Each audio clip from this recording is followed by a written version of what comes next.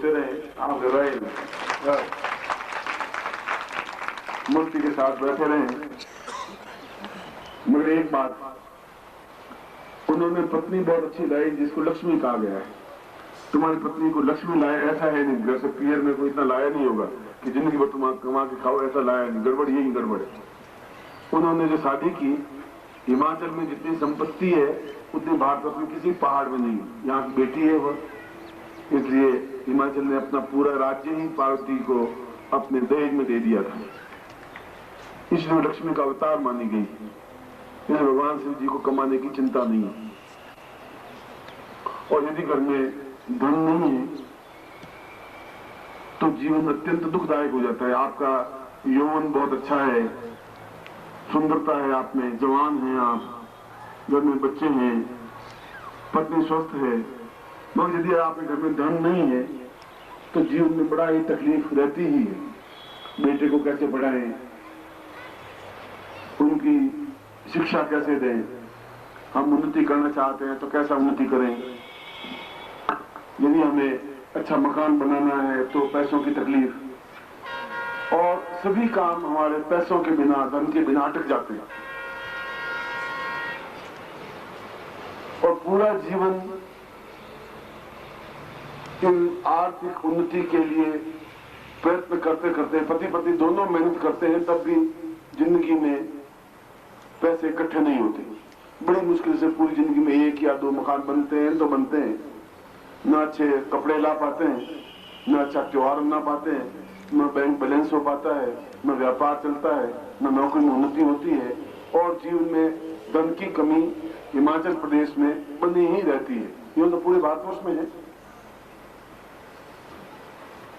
इसके लिए क्या किया जाए? क्योंकि प्रमोशन तो आपका साल में 1 बार होगा, हर महीने प्रमोशन हो नहीं सकता। व्यापार आपका जैसा चल रहा है वैसा ही चल रहा है।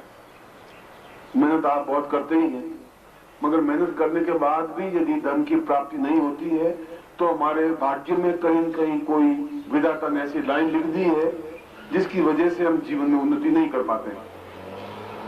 आप में से अधिकांश जो शिष्य मुझे दिल्ली में या जो तुम्हें आके मिलते हैं या शिविर में मिलते हैं, वो ये कहते हैं कि गुरुजी हम तो हर महीने आना चाहते हैं या हर शिविर में आना चाहते हैं, मगर तकलीफ ये है कि धन की कमी हर बार आड़े आती है। किराए के पैसे तक नहीं होते। आप बात माने या नहीं माने, किराए के आने जाने के पैसों के लिए भी कई बार सोचना पड़ता है। इतनी हमें तकलीफ रहती है। मैं समझता हूं कि वो सही बात कहते होंगे, क्योंकि शिष्य आके झूठ नहीं बोलता है। उनकी इच्छा होती है कि यदि गुरु पूर्णिमा पानीपत में है तो हम गुरु पूर्णिमा में जाएं, गुरु जन्म दिवस जहां पर भी है तो गुरु जी के जन्म दिवस में भाग लें, 4-6 दिन गुरु जी के साथ में रहें, मगर आप ऐसा नहीं कर पाते। इच्छा बहुत होने के बावजूद भी आप नहीं कर पाते। नहीं कर पाने के पीछे कारण केवल धन का अभाव है, पैसों की कमी है। 4-6 दिन की दुकान बंद कर दें तो बहुत तकलीफ रहती है, या नौकरी छुट्टी लेते हैं तो बहुत तकलीफ होती है। घर में इतनी धन की बढ़ोतरी नहीं होती कि जिसकी वजह से आप इस प्रकार के त्योहारों में भाग ले सके या गुरु जन्म दिवस में भाग ले सके, या दीक्षाएं चाहे वो दीक्षाएं ले सके, या शिविर में भाग लेना चाहे तो शिविर का शुल्क दे सके। ये नहीं है। इसका पीछे क्या कारण है कि कुछ लोग बहुत धनवान होते हैं और बाकी लोग गरीब होते हैं? क्या कारण? मेहनत तो हम उससे ज्यादा करते हैं। बिरला जी जितनी मेहनत करते ही नहीं, तो दिन भर तकिए पर बैठे रहते हैं, पेट फूला हुआ रहता है, और उसके बाद में 2-4 कलम घिसते हैं और करोड़पति बनते हैं। और हम दिन भर मजदूरी करते हैं और उसके बाद भी हमारे जीवन में धन का अभाव रहता है। और इतना धन का अभाव रहता है कि हम घर में अच्छे कपड़े भी अगर कोई स्त्री चाहे तो पहनना, तो 10-12 ड्रेस भी अपने घर में नहीं रख सकती। कोई घूमना भी चाहे तो घूमने नहीं जा सकती। मनाली और कुल्लू ज्यादा से ज्यादा जोर लगा दे, चंबा बम्बा घूम घाम करके वापिस आ गए। इसके आगे जाने की हिम्मत होती नहीं। दिल्ली और जोधपुर तो उनके लिए स्वप्न बन जाता है, और इच्छा होती है जाए, चाहते हैं कि घर में 20-25-50 हजार, लाख 2 लाख हो, तो होते नहीं। तो ऐसा कारण क्या है? ऐसा क्यों है? और अगर ऐसा है तो ऐसा दूर हो सकता है कि नहीं हो सकता है? या जिंदगी भर हम ऐसी तकलीफ आते रहेंगे? और जिंदगी भर तकलीफ पाते ही रहेंगे तो फिर जीवन का मतलब भी क्या है, फिर गुरु जी का मतलब क्या है, फिर गुरु जी का फायदा भी क्या है। फिर हमारे जीवन में ये तकलीफ अगर है ही तो हम भोग रहे हैं। विधाता ने हमारी जिंदगी में गरीबी लिख दी है तो लिख दी है। ये हमारे कर्मों का दोष है, हमारे पूर्व जन्म के पुण्यों का या पाप का दोष है, जिसकी वजह से हम जिंदगी में जो उन्नति चाहते हैं वो नहीं हो पा रही है। जो धन चाहते हैं वो धन नहीं प्राप्त हो रहा है और बिना धन के सारे काम अटक जाते हैं। चाहे कपड़ा खरीदना हो, चाहे मकान खरीदना हो, चाहे यात्रा करनी हो, चाहे और जीवन में कोई व्यापार करना हो, कुछ भी करना हो तो बिना धन के संभव नहीं। और आपकी तकदीर में यदि विधाता ने ऐसा लिख दिया है, चाहे मेरे तकदीर में, चाहे आपकी तकदीर में, चाहे और किसी तकदीर में, उत्तर प्रदेश में या मध्य प्रदेश में या बिहार में, तो क्या विधाता के तकदीर को नहीं बदला जा सकता है? विधाता के तकदीर को केवल मंत्र बदल सकते हैं या गुरु बदल सकते हैं और संसार में कोई व्यक्ति नहीं बदल सकता। यदि सही गुरु है तो मंत्रों के माध्यम से उस दुर्भाग्य को या उस गरीबी को समाप्त कर सकते हैं। लॉटरी के माध्यम से धन आ सकता है, व्यापार में उन्नति हो सकती है, डॉक्टरी की प्रैक्टिस ज्यादा बढ़ सकती है, और जो हम काम करते हैं उस काम में बढ़ोतरी हो सकती है, और कई ऐसे उपाय निकल सकते हैं जिसके माध्यम से हमारे जीवन में जो अभी आमदनी है उस आमदनी का 10 गुना 20 गुना भी आमदनी हो सकती है, जिससे हम आराम से यात्राएं कर सकें, शिविरों में भाग ले सके, और जो हम जीवन में चाहते हैं वह सब कुछ प्राप्त हो सके। और यदि ऐसा नहीं है तो फिर आपकी सुंदरता, आपका यौवन, आपकी जवानी,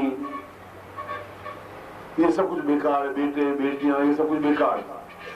जो हम बेटों को ढंग से पढ़ाई नहीं करवा सकते, बेटों को ढंग से खिला नहीं सकते, उनके मन की इच्छा पूरी नहीं कर सकते, बेटी की शादी सही ढंग से नहीं कर सकते, अच्छा दुल्हा नहीं ढूंढ सकते, हर बार पैसे आड़े आ जाते हैं, धन की समस्या हमारे बीच में आ जाती है।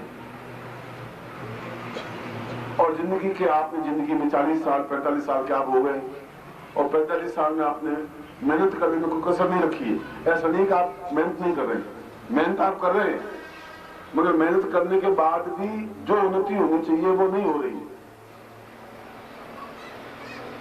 जब वशिष्ठ ये शिविर की बात लेने के बाद में वहां दिल्ली आया और जब उसने कहा कि गुरुजी शिविर हिमाचल में मनाली में लगाएं, आप 4 साल से आए नहीं, आप आए और आप खुद आए तो मैं शिविर लगाऊं। तो पिछली बार भी छोटे गुरुजी आए थे, मैं नहीं आ पाया था,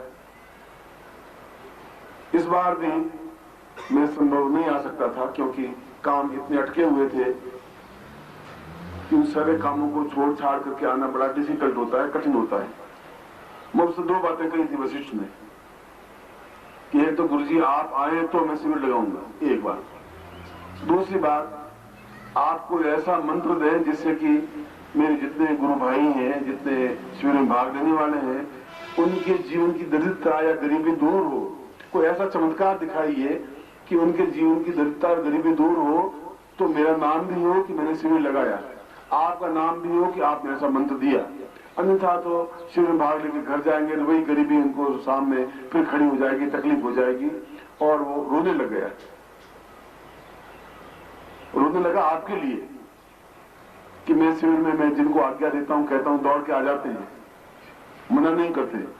मैं जिनको कहता हूं तुम भोजन की व्यवस्था करेंगे, भोजन की व्यवस्था कर लेते हैं, सारे शिविर के लोग आ जाते हैं, मगर मैं उनकी गरीबी देख के बहुत दुखी होता हूं गुरुजी। और आप इतने ज्ञानी हैं, इतने सन्यासी रहे, इतने हिमालय में घूमे, इतने उच्च कोटि के मंत्र आपको ज्ञात हैं, पूरे भारतवर्ष के लोग आपको पूजते हैं, भारतवर्ष के नहीं पूरे विदेशों के लोग आपको पूजते हैं, तो आप कोई ऐसा मंत्र हमारे हिमाचल वासियों को, मेरे गुरु भाइयों को दीजिए जिससे कि उनकी गरीबी दूर हो, उनके चेहरे पर प्रसन्नता हो, उनकी मुस्कुराहट बनी रह सके। ऐसा कोई साधना, ऐसा कोई मंत्र आपको इस बार देना ही है। ये 2 मेरी शर्तें हैं, आप नहीं भी पूरी करेंगे तभी मैं शिविर तो लगा दूंगा गुरुजी, आपकी आज्ञा में नहीं टालूंगा, मगर फिर आप और किसी छोटे गुरुजी को भेज देंगे तो हमारे मन की संतुष्टि नहीं होगी, क्योंकि आपका दर्शन किए हुए 4 साल हो गए और ये गुरु भाई जोधपुर और दिल्ली नहीं आ सकते गुरुजी। क्योंकि इतना किराया खर्च करके 4 दिन यहाँ शिविर में भाग लेना उनके लिए बहुत डिफिकल्ट है। आप खुद आए और आप आए और वह प्रयोग जरूर कराएं जो कि हमारी गरीबी, हमारी निर्धनता, हमारी कमी, हमारा दुर्भाग्य, हमारी तकदीर में जो कुछ गरीबी लिखी हुई दूर हो, ऐसा कुछ आप जरूर करें। तो मैंने उनको वायदा किया कि मैं ऐसा करूंगा, मैं आऊंगा। और कई साल हो गए, 3-4 साल हो गए हिमाचल के उन गुरु शिष्यों को और शिष्यों को मिले हुए इतना टाइम हो गया, मुझे खुद को उनकी बहुत याद आती है तो मैं जरूर आऊंगा और उनसे जरूर मिलूंगा ही। और इसीलिए आपके पास आया हूं, आपसे मिलने के लिए। ये मेरी इच्छा थी।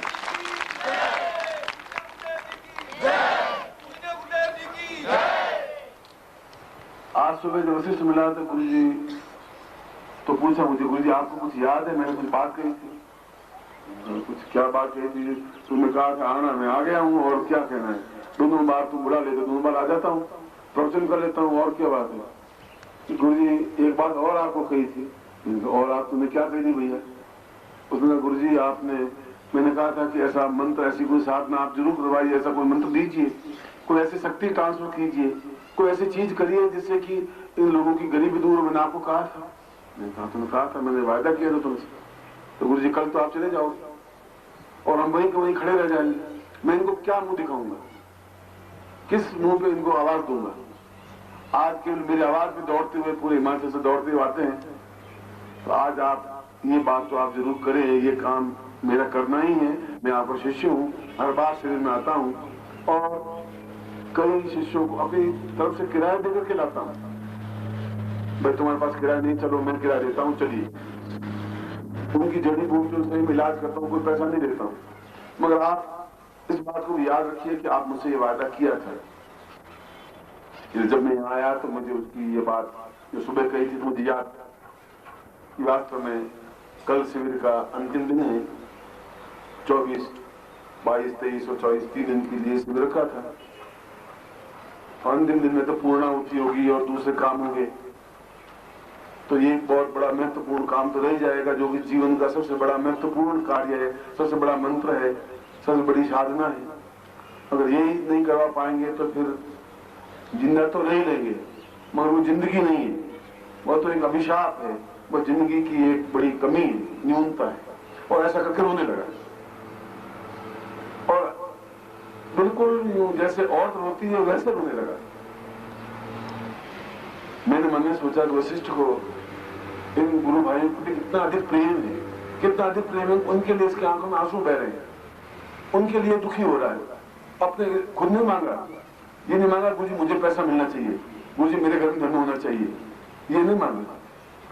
अपने लिए तो कोई मांगता ही नहीं है, मांगता है तो आप लोगों के लिए मांगता है। तो मैंने वायदा किया मैं शाम को अपने प्रवचन में ये जरूर इस के बारे में बोलूंगा और इस प्रयोग को संपन्न करवाऊंगा ही। और ऐसा गोपनीय मंत्र या ऐसी गोपनीय विधि, ऐसी गोपनीय साधना, ऐसा गोपनीय साधना या शक्तिपात दूंगा जिसके माध्यम से ये कर सके।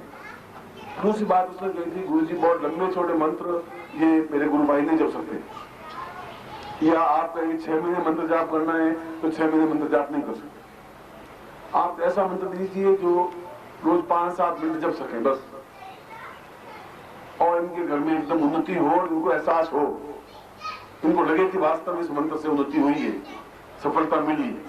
ऐसी मेरी इच्छा है। इस इच्छा को आप मुझे पूरी करनी ही पड़ेगी गुरु जी। आपको मैं पांव पकड़ के आपको ये विनती करता हूँ, पांव पकड़ के आपसे अरदास करता हूँ, निवेदन करता हूँ कि आप काम करें।